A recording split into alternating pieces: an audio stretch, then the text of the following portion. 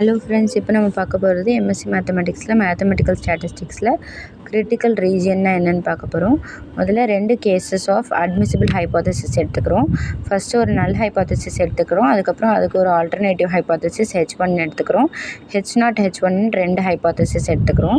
இந்த H0ன்ற ஹைப்போதசிஸ் ட்ரூவா இல்லையா நம்ம எப்படி செக் பண்ணுறோன்னா, by observing the value of certain statistic யூக்கு வேல்யூஸ் அப்சர்வ் பண்ணுறது மூலமாக நம்ம ஃபஸ்ட்டு ஹைப்போதசிஸ் ஆனால் அந்த நல் ஹைப்போதசிஸ் ட்ரூவா இல்லையான்னு செக் பண்ணுறோம்.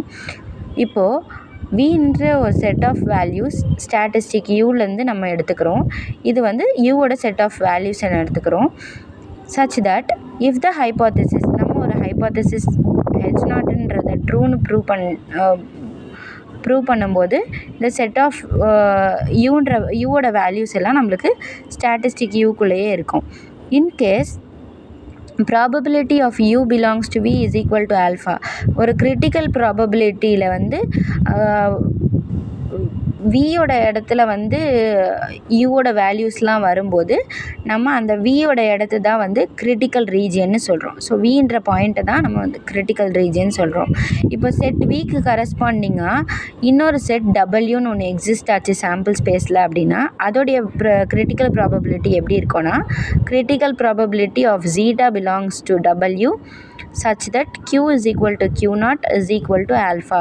ஒரு சிக்னிஃபிகன்ஸ் லெவல் ஆல்ஃபாக்குள்ளே அந்த ப்ராபபிலிட்டி ஆஃப் ஜீட்டான்ற critical point of critical probability of zeta வந்து அடங்கும். ஸோ அப்படி இருக்கும் பட்சத்தில் நம்ம அந்த டபிள்யூன்ற ரீஜியனை வந்து டபிள்யூன்ற செட்டை வந்து கிரிட்டிக்கல் ரீஜியன்னு சொல்கிறோம். இதில் ஜீட்டான்றது ஒரு ரேண்டம் வெக்டார்ஸோடைய அப்சர்வேஷன். ஸோ சாம்பிள்லேருந்து எடுத்துக்கிட்டால் ரேண்டம் வெக்டார்ஸை ஜீட்டான்னு எடுத்துக்கிறோம்.